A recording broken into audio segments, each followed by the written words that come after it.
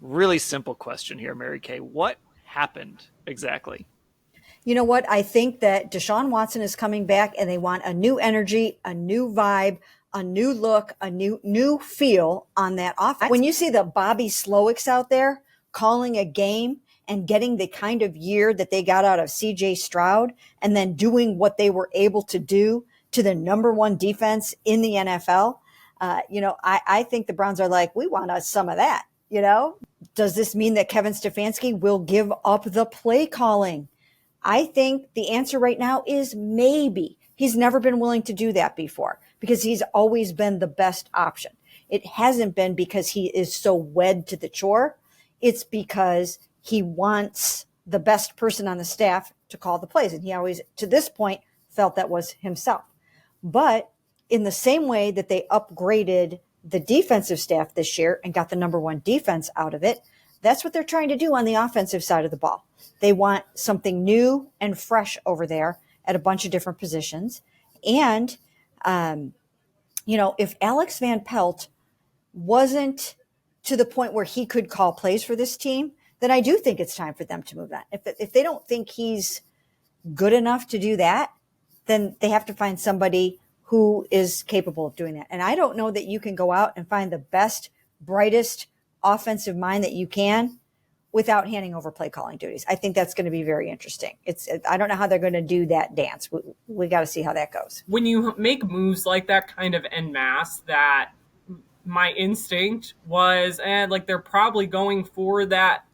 Talk about vibe checks from a coaching perspective, a different energy, a different vibe. A lot of it, I think, has to do with reintegrating Deshaun Watson. I think if you're talking about the overarching picture of getting fresh ideas in there, and then from that offensive coordinator spot, potentially getting somebody that you want to call plays for Deshaun Watson, I do think there is something to that. I do think it's important to have different personalities, different voices, if you want this offense to look different and want to prevent it from becoming stale. I think that staleness was my first thought when I saw these moves and preventing that. Let's be honest. This offense has been fine, and Kevin's been a good play caller, and it's been interesting to watch this evolve and see how Kevin's put all this together. But I mean, let's not pretend like we've been watching the greatest show on turf here for 4 years.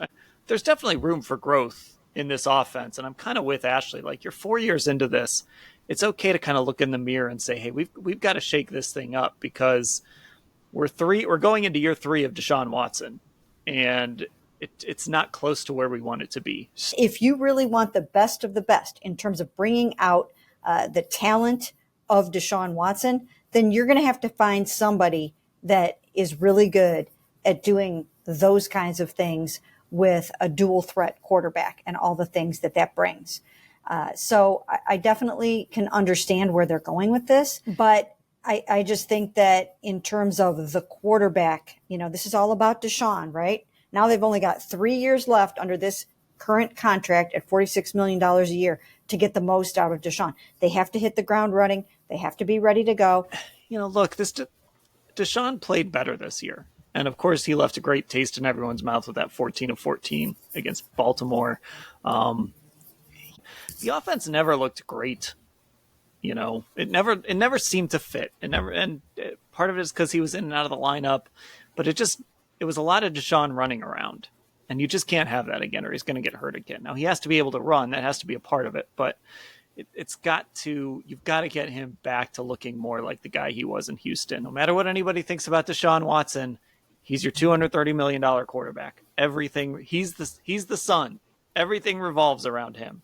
So, whatever, it doesn't matter what you think of him, because he's the Browns quarterback. He's your $230 million man, and this thing is going to sink or swim because of him. So they have to bring in an offense and an offensive coordinator that fits what he does best, period. What we don't know is what role did Deshaun Watson play in this decision directly.